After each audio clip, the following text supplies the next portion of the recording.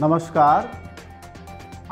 उत्तर प्रदेश में बलात्कार की घटना के बाद से उबाल जैसी स्थिति है। फिर से एक बार ट्विटर पर ट्रेंड कर रहा है बलात्कारियों को फांसी दो। आप सब देख रहे होंगे और यह एक दिन की घटना नहीं है बल्कि लगातार होती है। तमाम ऐसे मसलों पर जंजवार लाइव में हम आपको बहुत सारी चीज़ों से परिचित कराते हैं, बताते हैं।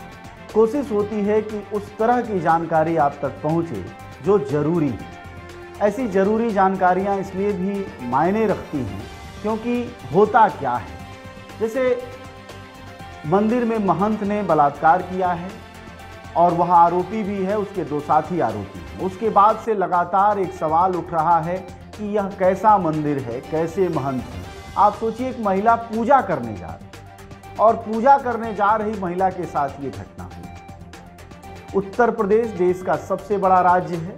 वहाँ मुख्यमंत्री योगी आदित्यनाथ खुद एक मंदिर के महंत हैं। आप सबको जानकारी होगी, गोरखपुर में गोरखनाथ पीठ है और गोरखनाथ पीठ के मौजूदा जो महंत हैं वह मुख्यमंत्री योगी आदित्यनाथ ही हैं। वह उसी तरह महंत हैं जैसे इस मंदिर का ये महंत था जो कि बलात्कार का आरोपी है, जिसने कि महिला को मारने के बाद, एक सामूहिक दुष्कर्म के बाद जब महिला की मौत हो गई तो उसके बाद आके उसके दरवाजे पर फेंक आया। उसके बाद से अब तक की सब कुछ की जानकारी, बहुत सारी चीज़ों की आपको होगी, लेकिन हमारी जो चिंता है इस लाइव कार्यक्रम में जहां आप हमसे जुड़ रहे हैं उसमें बेसिकली हम जो आपसे बात करना चाहते हैं वो ये कि ऐसी तमाम घटनाओं के बाद एकाएक फांसी की मांग होने लगती है। ऐसा लगता है कि देश जाग उठा है, ऐसा लगता है कि फिर दोबारा ऐसी नृशंस घटना नहीं दोहराई जाएगी। लेकिन हर महीने 2 महीने बाद इस तरह की घटनाएं होती रहती हैं और महीने 2 महीने क्या कहें आपको, हर तीसरे चौथे अखबारों में इस तरह की घटनाएं होती हैं। आप सोचिए कि हमारा देश भारत, जो कि महिलाओं को पूजता है, देवी मानता है, महीनों व्रत और त्यौहार करता है, 1000 तरह की देवियां हैं हमारे देश में, जिनके आशीर्वाद से लोगों का जीवन फलित फूलित होता है, और उस देश में इस तरह की घटनाएं, वह भी मंदिर में महंत के द्वारा की जाएं, तो इससे ज़्यादा शर्मनाक क्या हो सकता है। इससे पहले आपको याद होगा कि एक आसिफा नाम की बच्ची थी जम्मू में, जिसके साथ मंदिर में ही इस तरह की दुर्घटना हुई, नृशंस घटना हुई, मौत हो गई उसकी। उसके बाद तमाम रैलियां निकाली गई उसके पक्ष में और बलात्कारियों के पक्ष में, दुष्कर्मियों के पक्ष में, उन पापियों के पक्ष में जो कि दोषी थे। तो सवाल ये है कि ऐसा कैसे हो जाता है कि जो दुष्कर्मी है, जो बलात्कारी है, जो अपराधी है, उसके पक्ष में हमारे समाज का एक हिस्सा उठ खड़ा होता है। उसका मनोविज्ञान क्या है, उसकी समझदारी क्या है? क्या वह ये मानता है कि औरत के साथ जो कुछ भी हुआ वह गलत नहीं हुआ, सिर्फ इस वजह से उसकी जाति अलग थी, उसका धर्म अलग था, उसका मजहब अलग था, उसकी आर्थिक स्थितियां अलग थी, वह रिश्तेदार नहीं था? क्या ऐसे औरतों से होने वाले अपराध को हमारे देश में कभी रोका जा पाएगा? क्या हम रोक पाएंगे इस तरह की सोच को रखते हुए? अभी हाथरस में जो घटना हुई, जिस लड़की की मौत हो गई रेप के बाद, उसके बाद भी हमारे देश में उसके पक्ष में प्रदर्शन हुआ। कहा गया कि बदनाम किया जा रहा है राजपूतों को, कहा गया कि सवर्णों को बदनाम किया जा रहा है। तमाम सवर्ण सेनाएं, सवर्ण पक्षधर सामने आए, यहाँ तक कि सत्ताधारी पार्टी के नेताओं ने भी बदजुबानियां की। ये सारी चीज़ें आपको याद होंगी। यह भी आपको याद होगा कि हमारे देश में जब भी इस तरह की नृशंस वारदातें होती हैं, या फिर 2016 का निर्भया कांड हो, या फिर उसके बाद की और घटनाएं, उन घटनाओं में इस तरह से हम रिएक्ट करते हैं, हमारे लोग रिएक्ट करते हैं जैसे कि अब के बाद तो अपराध नहीं है। फिर से एक बार यह हो गया है बलात्कारियों को फांसी को ट्विटर पर ट्रेंड करने में। इससे हमको लगता है कि समाज जाग उठा, इससे हमको लगता है कि अपराध के खिलाफ लोग मुखर हो गए, लेकिन ऐसा होता नहीं। ऐसा आखिर क्यों नहीं होता? उसकी बड़ी वजह ये है कि हमारी परंपराओं, हमारे धर्मों, हमारे परिवारों में औरतों को लेकर जो निगाह है, जो समझदारी है, वह भी बहुत बलात्कारी वाली ही है, वह भी दुष्कर्मी है। औरतों को लेकर जो एक दृष्टि है हमारे घरों और परिवारों में, हम जो बढ़ाते हैं अपनी बच्चियों को, उस दौरान भी जो शिक्षा दीक्षा देते हैं अपने बच्चों को, अपने बेटों को खासकर, वो इस तरह की होती है कि अपनी माँ बहन को छोड़ दें तो वह दूसरी औरत को औरत नहीं समझती।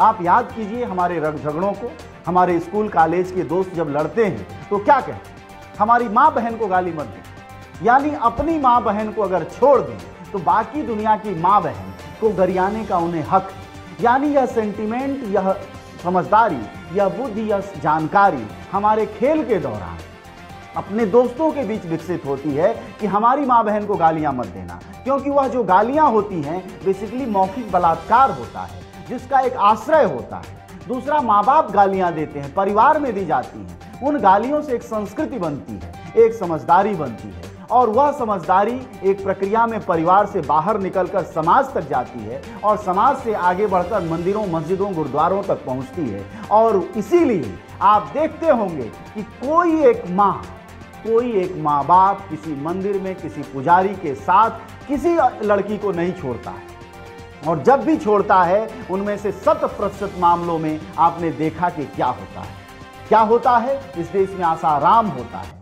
इस देश में राम रहीम होता है, इस देश में और पता नहीं कितने राम रहीम और आसाराम हैं, उनके नाम आप जानते होंगे, गिनाने की जरूरत नहीं है। यानी जब भी लड़कियां, स्त्रियां छोड़ी गईं मंदिर और महंतों, गुरुद्वारों और मस्जिदों में, तो हर जगह इसी तरह की स्थितियां पैदा हुई। इससे बहुत साफ है कि मंदिरों, मस्जिदों, गुरुद्वारों यानी धार्मिक स्थलों और धार्मिक नेताओं या धार्मिक पुजारियों की निगाहों में औरतों की जो इज्जत है, वह इज्जत इतनी सीमित है कि वह सिर्फ उनको बलात्कार या दुष्कर्म की चीज के रूप में ही देखते हैं। अगर नहीं देखते तो आखिर माँ बाप किसी भी मंदिर, मस्जिद, गुरुद्वारे, चर्च में अकेले औरत को नहीं छोड़ते। और ध्यान रखिएगा, जब भी छोड़ते हैं तो राम रहीम और आसाराम होता है। जब भी छोड़ते हैं, जिस भी बाबा के यहाँ छोड़ देंगे, छोटा तांत्रिक हो, बड़ा बाबा हो, मझोला हो, उससे कोई फर्क नहीं पड़ता, लेकिन परिणाम हर जगह एक सा आता है। यानी हमने जो बदायूं में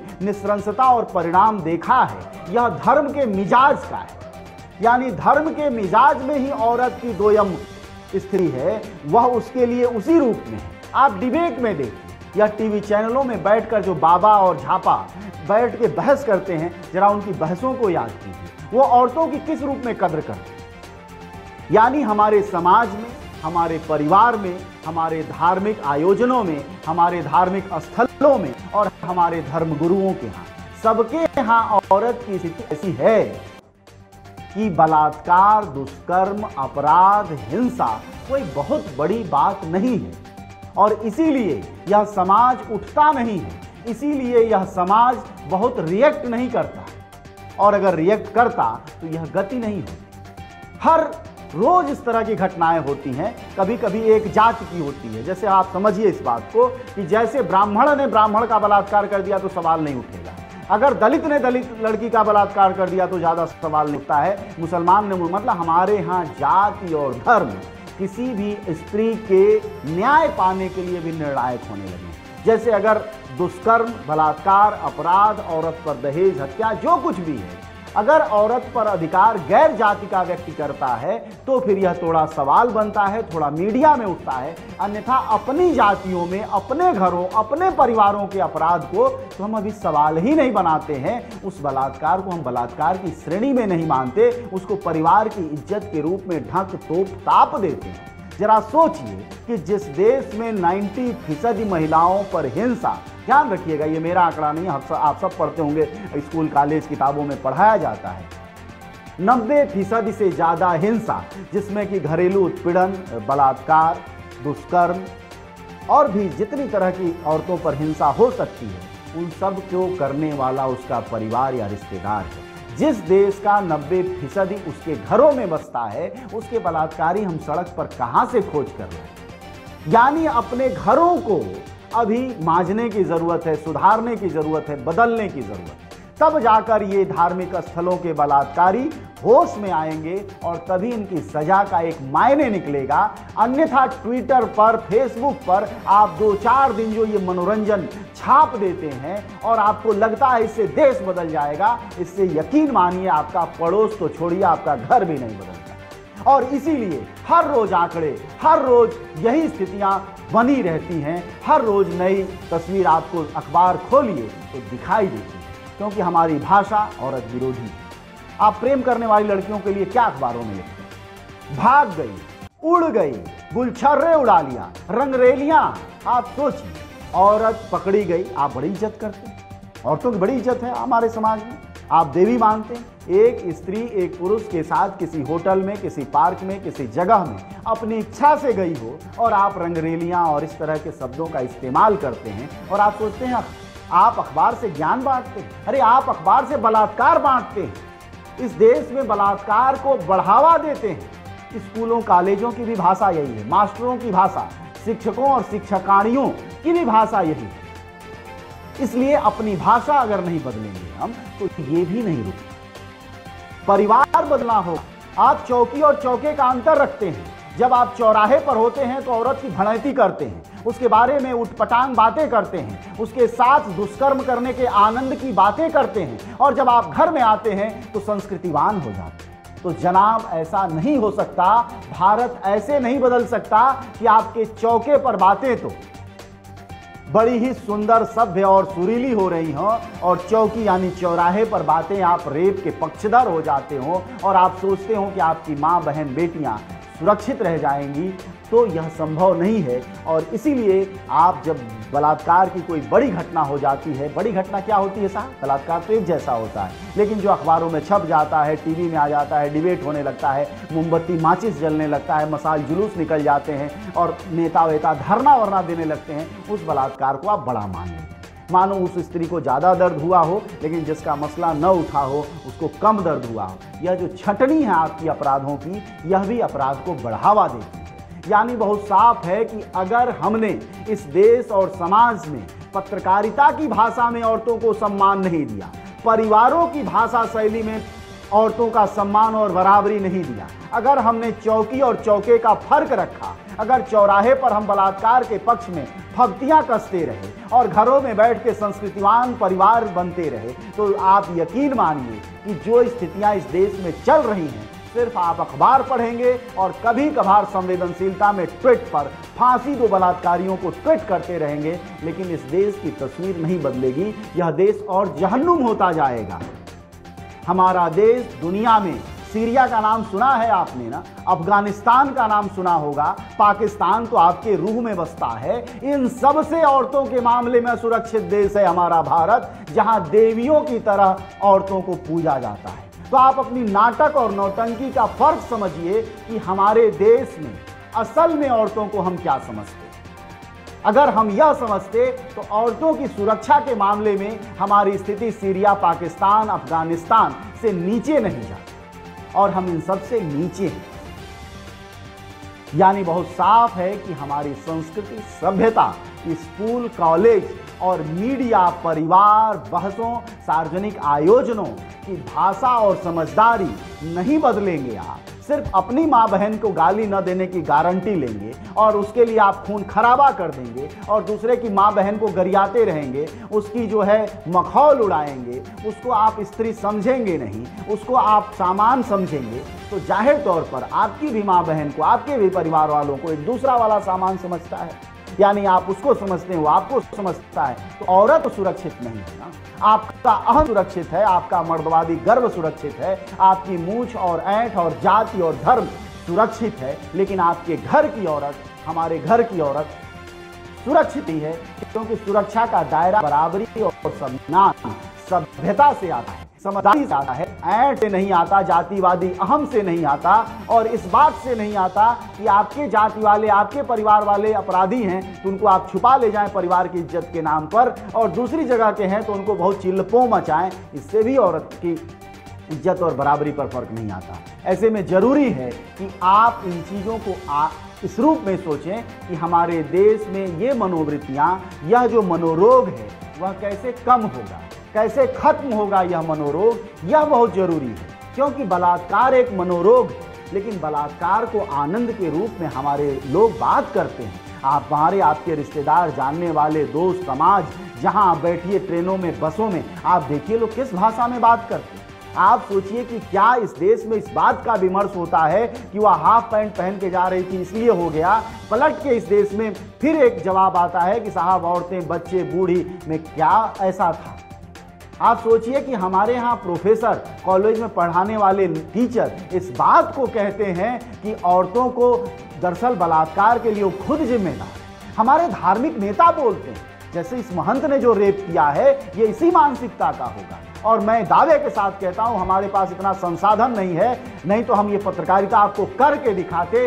इन धर्मांध लोगों के जितने भी धर्म हैं, चाहे जो धर्म हो, हिंदू, मुसलमान, सिख, ईसाई और भी 2-4 धर्म हो तो उसे भी जोड़ लें आप, हर धर्म के मठाधीश से आप बात करिए, इनके महंतों से बात करिए, इनके पुजारियों से बात करिए, चाहे जिस धर्म का हो, मैं डंके की चोट पर कहता हूं ये सब के सब स्त्री विरोधी होते हैं। औरत को सम्मान और बराबरी देना इनके लिए अपनी इज्जत उतारना है। इनको लगता है कि अगर औरत को बराबरी मिल गई, सम्मान मिल गया तो आप सोचिए कि बेड़ा गर्क हो जाएगा, देश पाप में धुल जाएगा, देश बर्बाद हो जाएगा। इस तरह की भाषा शैली का इस्तेमाल करते हैं। और ये हमारी आपकी बात नहीं, हम सब इस बात को जानते हैं। हमारे परिवारों में भी इसको आश्रय दिया जाता है। इस मानसिकता को सहलाया जाता है, इस मानसिकता को आगे बढ़ाया जाता है कि औरतों को लेकर जो समझदारी है वह बदलती ही नहीं है पीढ़ी दर पीढ़ी।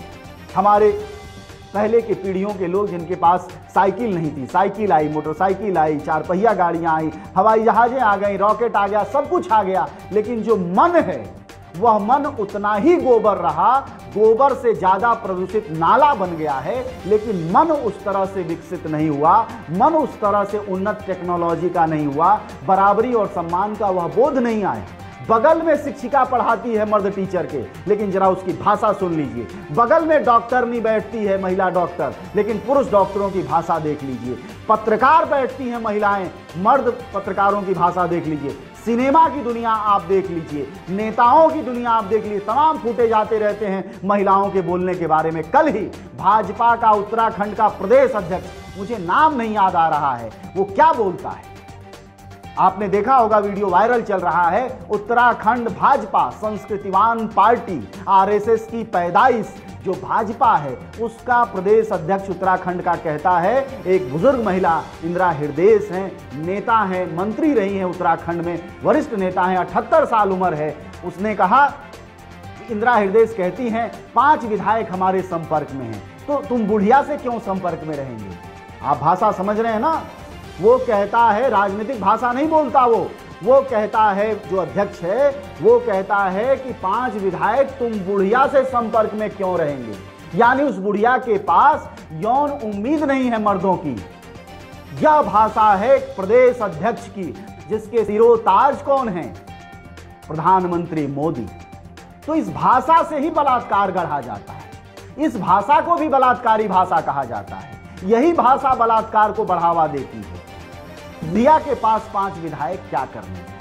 तो जिस देश की राजनीति के सबसे सर्वोच्च पदों पर बैठे हुए राजनीतिज्ञों की यह भाषा है, सोचिए कि उनके कार्यकर्ताओं की क्या भाषा होगी। और यह कोई एक पार्टी का सवाल नहीं, ये सभी पार्टियों में दुष्कर्मी बैठे हुए, हमारे संसद और विधानसभाओं में बैठे हुए, हमारे वक्त न्यायालयों में बैठे हैं, थानों में बैठे हैं, मीडिया सेंटरों में बैठे, यानी हर तरफ उसी तरह की स्थितियां हैं। यानी एक बात समझिए आप कि आपके ट्विटर और फेसबुक से आगे की बात है, ये आगे की बात है कि आपको अपने परिवार की संस्कृति बदलनी है। औरतों की समस्या पर आप बात नहीं करते, आप औरतों की मुश्किलों पर बात नहीं करते, आप परिवारों में अपने परिवार का इतिहास नहीं बताते। कभी वो सब भी बताइए। आप गर्व से कहते हैं हमारा परिवार ये, हमारा परिवार ये, तो अपने बच्चों को बताइए कभी कि आपके परिवारों में किस तरह औरतों पर जुल्म होता रहा है। ये सब भी इतिहास बताइए, जिससे कि उन मर्दों, जो मर्द बच्चे, मेल चिल्ड्रन हैं, जो तैयार हो रहे हैं, जिनकी नसें मजबूत हो रही हैं, जो ताकतवर बन रहे हैं, उन्हें संवेदनशीलता है उनके दिमाग में कि हमारे माओ ने क्या झेला है, हमारे यहाँ क्या परंपरा रही है, जिसको आप बैठ के चौड़े होकर कहते हैं हमारे परिवार में बड़ा ही तगड़ी परंपरा है, हम बड़े खानदानी लोग हैं, हम बड़े ओजस्वी लोग हैं। कभी यह भी बताइए कि हमारे घरों की महिलाएं लाज जूता कितना खाती रही हैं, बापों की गालियां कितनी सुनती रही हैं, कितनी इस तरह की स्थितियों से गुजरती रही हैं। इन इतिहासों पर भी बात करिए, इन गर्व की, इन क्षुद्रताओं पर भी, इन नीचताओं पर भी अपने परिवारों में बात करिए, तो जाहिर तौर पर आप यकीन मानिए कि यह मंदिरों में जो बलात्कार हो रहा है या स्कूलों कॉलेजों राह चलते हो रहा है, वह सब रुकेगा। आप सोचिए कि उत्तर प्रदेश से ही 2 दिन पहले की घटना है। 8, 9 और 11 साल के 3 बच्चों ने 4 साल की बच्ची का रेप किया। आप सोचिए कि क्या हम तैयार कर, किस तरह की पीढ़ी तैयार कर रहे हूं। 8, 9 और 11 साल के बच्चे, क्या होगा उनको ढंग से वयस्क की ज्ञान नहीं होगा, उन्होंने रेप किया उस बच्ची का, छोटी बच्ची। तो ये संवेदनशीलता अगर हम अपने परिवारों में बात नहीं करते, हम धर्म, जाति, ऊंच नीच, रुपया, पैसा, ये गई वो गई, फला आया ढंका आया, ये सब वाहियात बातें तो करते हैं, लेकिन जिससे हमारा थोड़ा ज्ञान, हमारा मन, थोड़ा जिंदगी बेहतर हो, इसके बारे में हम परिवारों में बात नहीं करते। तो जब बात करेंगे तो बदलेगा देश, बदलेगा रूप, बदलेगा रंग, सब कुछ बदलेगा। तो इसलिए यकीन मानिए दोस्तों कि अगर इस देश को औरतों के लिए बेहतर बनाना है, एक बेहतर स्थिति लानी है, तो हमें अपने परिवार से लेकर देवालय तक, मंदिरों को बदलना होगा। और ये जो संसद में बैठे हुए लुक्कड़ हैं, इनको वापस खींचना होगा, क्योंकि ये लुक्कड़ कभी इन चीजों पर सवाल नहीं उठाते, क्योंकि खुद भी ये बलात्कारियों की जमातों में शामिल लोग या औरतों के बारे में उसी तरह से सोचते हैं।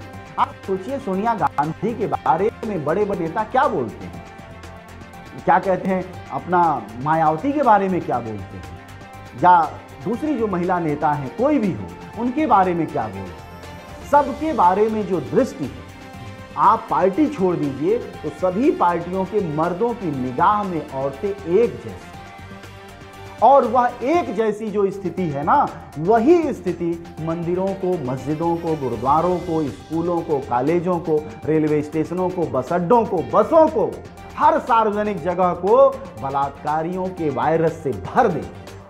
दुष्कर्मियों का प्रचार प्रसार होता है और उनकी और ताकत मजबूत होती चली जाती है। ऐसे में अपने परिवारों के दरवाजों पर लगी घुंडियों को और जो कुंठाओं के लगे हुए ताले, उनको सबसे पहले तोड़ना होगा और अपने बच्चों और अपनी पीढ़ियों को बताना होगा कि हम देश के किन हालातों से गुजर रहे हैं। और अगर हम इस बात को मानते हैं कि महिला शक्ति आधी शक्ति है इस देश की, और पूरा ये समाज तभी बनता है जब वह आधी शक्ति मजबूत होती है, तो बगैर सम्मान और बराबरी के कोई भी आप समाज नहीं बना सकते। आप लाइव कार्यक्रम में हमसे जुड़े, आपको कैसा लगा, हमारी बातचीत कैसी लगी, जरूर बताइएगा। जंजवार वेबसाइट आप देखा करिए, www.janjwar.com है।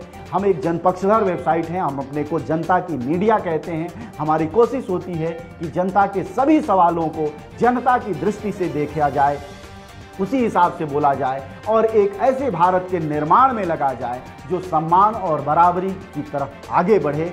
हमारा YouTube चैनल है, जंजवार मीडिया है, आप गूगल में सर्च करें मिल जाएंगे, उस पर भी ये वीडियो आपको उपलब्ध होगा। फेसबुक में @जंजवार लिखेंगे, आपको जंजवार का पेज मिलेगा। आप हमसे जुड़िए और इस जनता की मीडिया को जन जन की मीडिया बनाइए, तभी जाकर हम एक सशक्त भारत बनाने की तरफ आगे बढ़ेंगे। धन्यवाद आपका।